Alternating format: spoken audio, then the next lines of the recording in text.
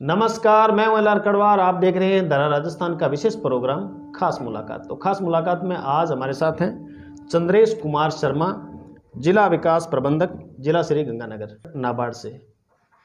तो शर्मा जी, हमारे चैनल में आपका बहुत बहुत स्वागत है। थैंक यू जी। तो सर, नाबार्ड की कौन कौन सी योजनाएं हैं? तो जैसा कि मैं जिक्र करूं गंगानगर के परिप्रेक्ष्य में, तो गंगानगर में एग्रीकल्चर से संबंधित जो योजनाएं हैं उसके बारे में आपको आज थोड़ा सा जो हमारे श्रोता हैं उनके बारे में बताना चाहूँगा।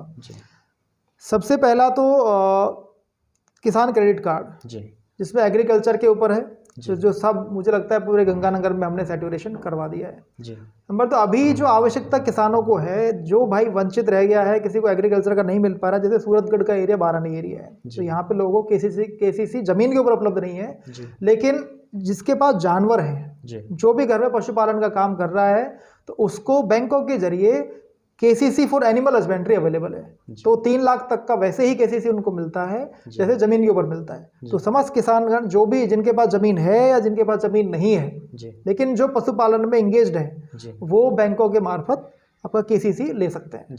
नंबर 1। नंबर 2 में, चूंकि हमारा एग्रेरियन डिस्ट्रिक्ट है, सब किसानों के पास जमीन है, प्रोडक्शन अच्छा है, प्रोडक्शन अच्छा होने के साथ साथ सरप्लस भी है। तो सरप्लस है तो किसान उस सरप्लस को रखे कहाँ?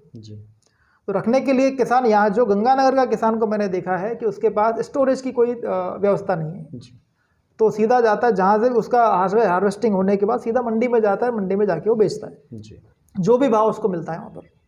तो उससे बचने के लिए हमने क्या किया, ज़्यादातर देखा जाता है कि आप देखिए किसान का जब भी फसल आती है सबसे कम भाव उसको उसी टाइम पे मिलता है, लेकिन यदि वही भाव आप देखोगे 2 महीने बाद, तो उसको 100 से 200 10 से 15% उसका भाव ज़्यादा मिलता है। तो क्यों ना वो उस चीज़ का फ़ायदा उठाए। तो लेकिन वो कब उठाएगा, जब उसको इस तरह की व्यवस्था होगी। व्यवस्था के लिए नाबार्ड के एक स्कीम चलती है, एग्री मार्केटिंग इंफ्रास्ट्रक्चर, अर्थात आप उसको गोडाउन बनाने के लिए हमने सब्सिडी का प्रावधान है। गोडाउन के लिए है, यदि कोई भाई फ्रूट्स वेजिटेबल्स करता है तो उसको कोल्ड स्टोरेज भी बना सकता है, कोई प्रोसेसिंग प्लांट लगाता है तो उसमें भी वो आता है। उसके लिए मैं आपको बता दूं कि सब्सिडी जो हमारी तरफ से अवेलेबल है वो 25 से लेकर 33% तक की है। 25% जो सब्सिडी है वो जनरल और ओबीसी कैटेगरी के जो पुरुष अभ्यर्थी हैं उनके लिए है, और 33% का जो प्रावधान है वो समस्त महिलाएं और SC ST के जो भी कैंडिडेट्स हैं उनके लिए 33% की सब्सिडी का प्रावधान है। मज़ेदार पहलू इसमें यह है कि सरकार की और भी 2 योजनाएं चलती हैं, उनके अंदर वो और ज़्यादा लाभ ले सकते हैं। जैसे कि मैंने बताया 25 से 33% है। उसके साथ साथ में राजस्थान सरकार की एक योजना है agro processing scheme. Agro processing scheme के तहत वो 10% का टॉपअप भी ले सकता है। यानी यदि किसी कहें कि कोई महिला ने कोई गोडाउन लगाया, तो 33% उसको नाबार्ड की तरफ से सब्सिडी मिलेगी, 10% की कैपिटल सब्सिडी राजस्थान सरकार की तरफ से मिलेगी, अर्थात 43% तक की उसकी कैपिटल सब्सिडी है। अब बैंक, लेकिन उसके लिए बैंक से लोन होना जरूरी है। बैंक से जो लोन लेती है तो 3% का उसको AIF के जरिए फायदा मिल जाएगा, ब्याज का अनुदान है, प्लस 5 से लेकर 6% जो है उसको राज्य सरकार की जो स्कीम का मैंने नाम बताया एग्रो प्रोसेसिंग स्कीम, 5 से लेकर 6% तक का उसको वहां से फायदा मिल सकता है। गोडाउन के लिए जमीन कितनी जरूरत पड़ती है?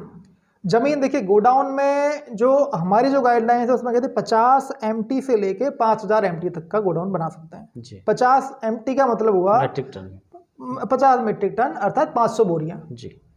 500 बोरियों से लेके वो 50,000 बोरियों तक का भी यदि बनाता है तो उसको सब्सिडी का फायदा मिल जाएगा। अब उसमें आप ध्यान इतना रखना है कि बैंक से आपको लोन लेना है। बैंक से लोन लेने के लिए आपको CA की जरूरत पड़ेगी, ये प्रोजेक्ट रिपोर्ट बनाएगा, एक सिविल इंजीनियर का सर्टिफिकेट लगेगा। तो इन दस्तावेजों के साथ आप बैंक में जाएं और आपको फाइल वहाँ पे लगाएं, लोन के लिए आपका एलिजिबल है।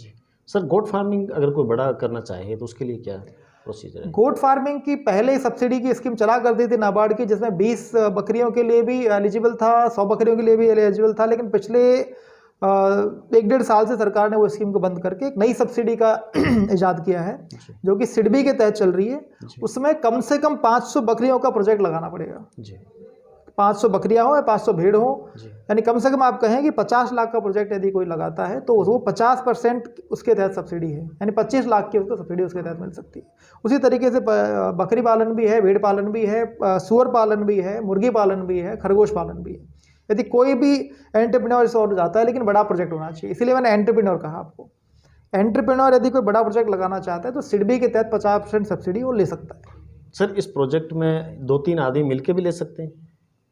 बिल्कुल ले सकते हैं यदि, लेकिन उसके लिए उनको जॉइंट वेंचर लगाना पड़ेगा, कोई भी फर्म बना सकता है तो वो भी ले सकती है, कोई दिक्कत नहीं है। जी सर, ये इसी प्रोजेक्ट की तरह जैसे सूअर पालन, भेड़ पालन सभी इसी में आ जाता है क्या? हाँ, स्कीम वही है, स्कीम का नाम है नेशनल लाइव स्टॉक मिशन। जी। आप यदि गूगल भी आप उससे करेंगे, गूगल पे आपको सिंपल वो अपने मोबाइल फ़ोन से करिए नेशनल लाइव स्टॉक मिशन, राष्ट्रीय पशुधन मिशन, आप इतना लिखते हैं तो पूरा पूरा स्कीम जो है आपके सामने निकल के आएगी। उसमें आपको कुछ नहीं करना, वही जो मैंने बताया कि क्रेडिट लिंक्ड सब्सिडी है, आपको बैंक में लोन के लिए अप्लाई करना है, उसके बाद आपको पोर्टल पे डॉक्यूमेंट अपलोड करके कर देना है। डेयरी फार्मिंग के लिए क्या रहेगा? डेयरी फार्मिंग के लिए वर्तमान में कोई स्कीम नहीं है जी। पहले चला करती थी, नाबार्ड ही देता था, लेकिन पिछले 3 सालों से भारत सरकार ने इसको बंद कर दिया। मछली पालन? मछली पालन के लिए आपके सूरतगढ़ में आपका मछली फार्म है, यहाँ पे मछली विभाग के है, तो वहाँ पे वो सब्सिडी की स्कीम चल रही है, उसमें शायद वो 50% तक की सब्सिडी वो दे रहे हैं वो लोग। जी। तो ज़्यादा बेहतर जानकारी आपके सूरतगढ़ वाले दे सकते हैं। जी सर, एक आपने बताया भाई एग्री क्लिनिक, जो पढ़े लिखे बेरोजगार जिसने बीएससी वगैरह कर रखी है या एमबीए कर रखी है, उनके लिए कोई स्कीम?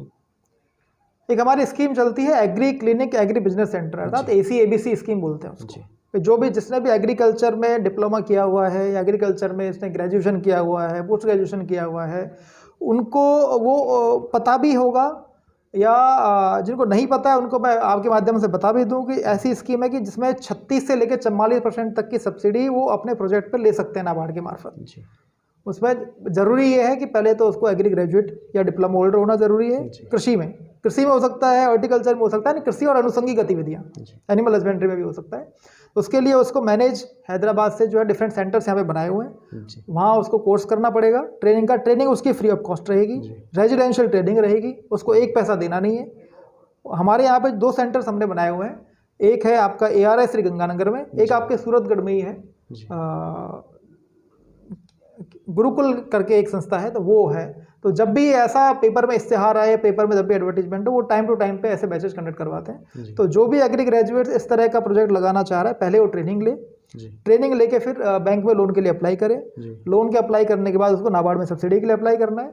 सब्सिडी का आपको बताया मैंने, 36 से लेकर 44% तक की सब्सिडी आपको जो भी प्रोजेक्ट आप लगा रहे हो उसके अंतर्गत मिल जाएगी। सर आखिरी सवाल है, लोन लेने के लिए कस्टमर को नाबार्ड से संपर्क करना पड़ेगा या बैंक से? हाँ, लोगों में एक एक्चुअली अवधारणा है कि भाई नाबार्ड लोन देगा जी, लेकिन थोड़ा अच्छा आपने क्वेश्चन पूछा है कि नाबार्ड जो है इंडिविजुअल को लोन देने के लिए नहीं बना है जी। नाबार्ड सब्सिडी भले ही इंडिविजुअल को दे दे, लेकिन जितना भी हम लोनिंग प्रोसेस करते हैं वो या तो बैंकों को रिफाइनेंस करते हैं, ये राज्य सरकार या केंद्र सरकार को हम लोन फैसिलिटी देते हैं जी। इंडिविजुअल को हमारे पास कोई लोन नहीं है। लोन आपको लेना है, आपको कमर्शियल बैंक से आपके पास, आपके ज़िले में, आपके आसपास में मौजूद है, किसी भी बैंक से आप लोन ले सकते हैं, चाहे आपका ग्रामीण बैंक हो, कोऑपरेटिव बैंक हो, प्राइवेट बैंक हो, गवर्नमेंट बैंक हो, किसी बैंक से आप लोन ले सकते हैं। लोन लेके अप्लाई करना है। इवन नाबार्ड के परिप्रेक्ष्य में मैं आपको ये बताऊं कि नाबार्ड कभी नहीं चाहता कि कस्टमर खुद परेशान हो, कस्टमर खुद अप्लाई करे। जैसे मैंने आपको AMI की स्कीम बताई, तो AMI की स्कीम में भी कस्टमर को अप्लाई नहीं करना है, आपको सब्सिडी, आपको केवल इतना करना है कि बैंक से लोन लेना है, बाकी जो भी जिम्मेदारी सब्सिडी अप्लाई करने की रहेगी वो कंसर्न बैंक की रहेगी। कंसर्न बैंक ही हमारे पास अप्लाई करेगा, हमारा जो भी कम्युनिकेशन होगा बैंक के साथ होगा, और कंसर्न बैंक जो है फिर कंसर्न एंटरप्रेन्योर को संपर्क करेगा। जी। तो सर आज आपने हमारे चैनल को समय दिया, इसके लिए आपका बहुत बहुत धन्यवाद। अच्छा लगा आपके साथ बात करके। मेरी उम्मीद है कि ज़्यादा से ज़्यादा मात्रा में आपके चैनल को सुने और इस जानकारी को ग्रहण करें। Thank you so much.